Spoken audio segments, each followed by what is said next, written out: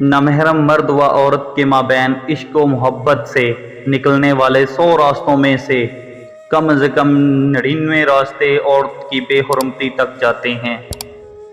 जब पाँव में बाप की पगड़ियाँ रख दी जाती हैं तो मोहब्बत के हाथों से हाथ छुड़ाने पड़ते हैं फिर कोई बेवफा कहे या बेमुरव्वत, कुछ फर्ज निभाने पड़ते हैं। और कुछ लोग ऐसे भी होते हैं जो सब लोगों के सामने तो बहुत अल्लाह वाले बनते हैं, पर तन्हाई में किसी की ज़िंदगी बर्बाद कर देते हैं सिर्फ अपनी ज़ात की तस्कीन के लिए। पाकीज़ा रिश्ते बहुत अनमोल होते हैं। अपने आप को महफूज रखें कि हम सब किसी ना किसी की अमानत हैं। जो खुशियाँ लोगों को मिलें वो आपको नहीं मिलें, लेकिन जो गम लोगों को मिले वो भी तो आपको नहीं मिले। मुवाजना बेसुकूनी का सबब बनता है और शुक्र अदा करने में ही आफियत, बरकत और सुकून है।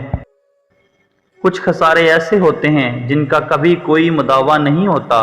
तुम और मैं ताउम्र अब एक दूसरे के लिए वही खसारा रहेंगे। बात करने के लिए वक्त और मोड़ की ज़रूरत नहीं होती, बस आपकी अहमियत होनी चाहिए किसी के दिल में।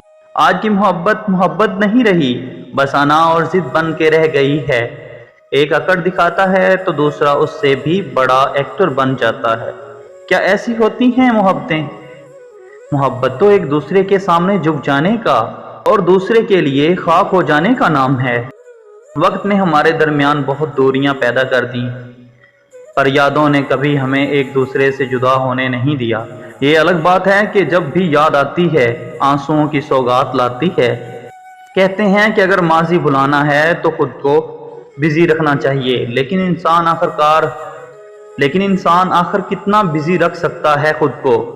रात की तारीकी, खामोशी और सन्नाटे में सब यादें वापस पलट आती हैं। इंसान बेबस हो जाता है और आंसुओं की सूरत में ये यादें बह जाती हैं। याद रखना, दुआएं तो वही कबूल होती हैं जो बार बार सब्र के साथ मांगी जाएं, और जो ना कबूल हों वो मेरा रब अमानत की तरह अपने पास संभाल कर रखता है।